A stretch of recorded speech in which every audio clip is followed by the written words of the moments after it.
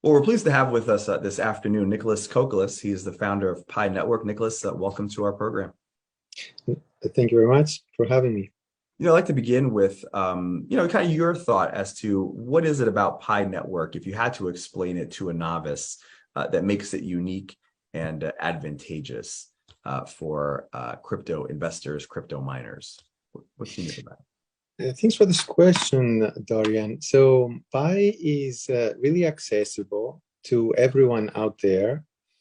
People can mine it by themselves it? using their mobile phones. So as long as you have a mobile device, you can participate.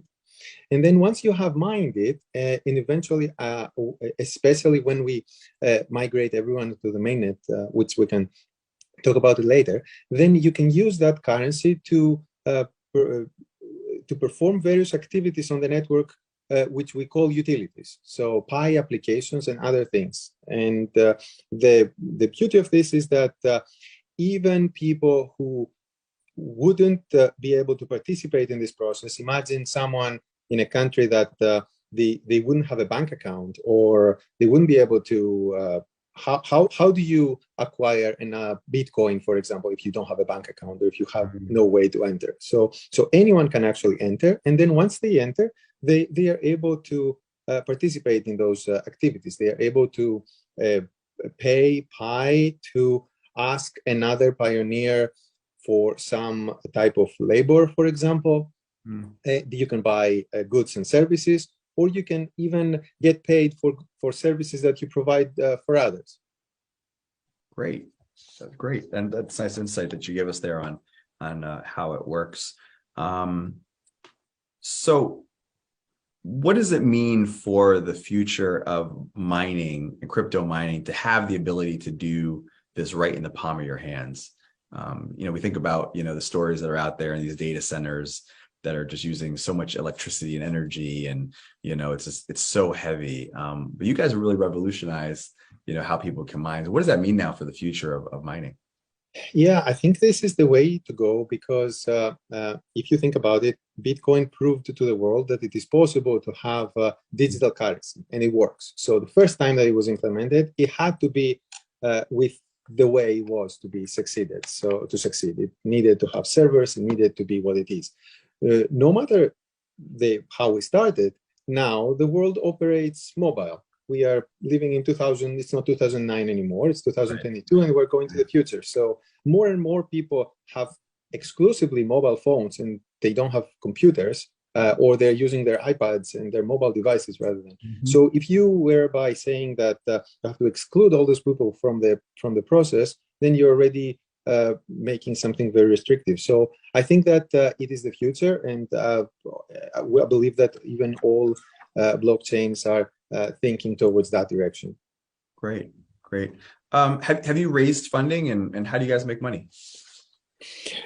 Yeah, one important thing to know about Pi is that we avoided from the very beginning, and the easy way of making money by selling the coin through those ICOs that happened in the crypto space. So Pi has never raised has never sold any coins for many years now. We've been operating for 3.5 years, and this is an important aspect. We actually feel this is more natural, because usually for companies, they may be operating and creating utility and creating their business for several years before they can go on an IPO, and then all of a sudden having this unnatural early influx of cash can create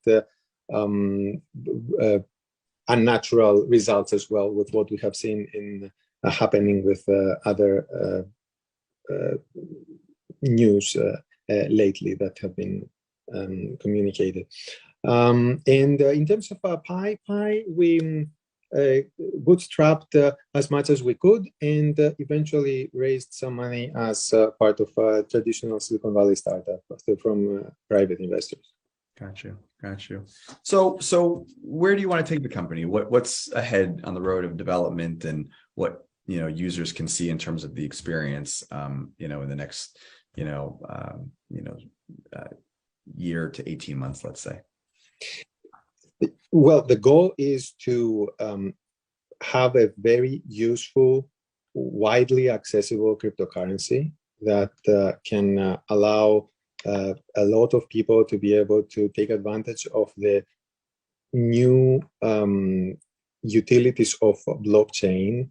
And by that, I mean there is a lot of innovation that happens with smart money. So once money can have some people call it smart contracts. There's multiple ways to think about it, but it's the first time in the world where you can have things like micro escrows or micro payments or other things that essentially creating a new era of possibilities in the world. So Pi is combining those facilities along with a large network of people participating to create something useful for the world. That's for the longer term, as you said, a year and a half and beyond. In the meantime, from now until then, what's important is that we are currently in the process of completing KYC for the members of the network. So Pi is going to have millions of people who are crypto ready and KYC, then real people, real accounts on it. So we are currently in the process of doing this. And the goal is that once we have a large number of people who have initially KYC'd, to migrate their balances into their mainnet so that they can start exploring and using the currency.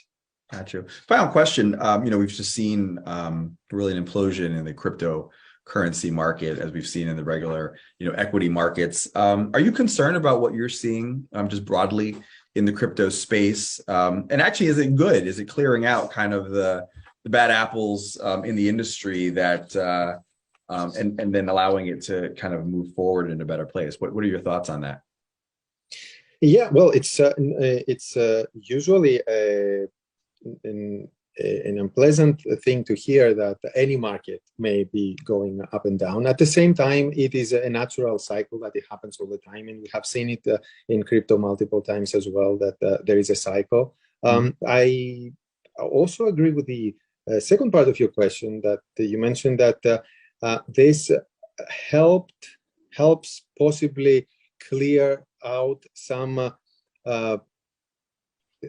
activities that are maybe happening with the wrong incentives. So things that are more less of pointing towards something useful, but more leading the world towards, let's say, games, financial games that they can trick people. That clears out the landscape. But overall, for Pi, as I mentioned earlier, we never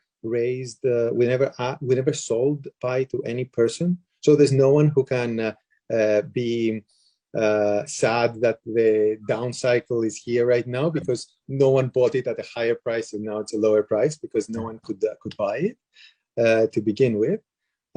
So essentially, to the Pi network, the way that the currency is used hasn't really been affected by the external market at all. Because I can give you an example. Right now, people are spending 1 Pi to request to be KYC'd by the network.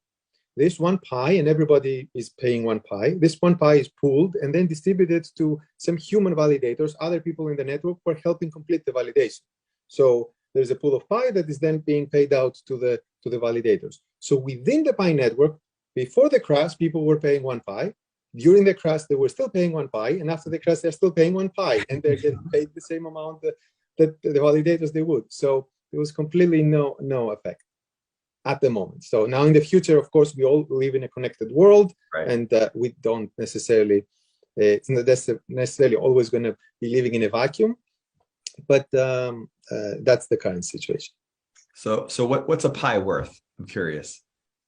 So Pi is worth what pioneers make it worth. So in this specific case, that I described, you need to spend 1 Pi to get yourself KYC'd, and that 1 Pi is distributed back to validators, depending on how many validations are needed for each validation.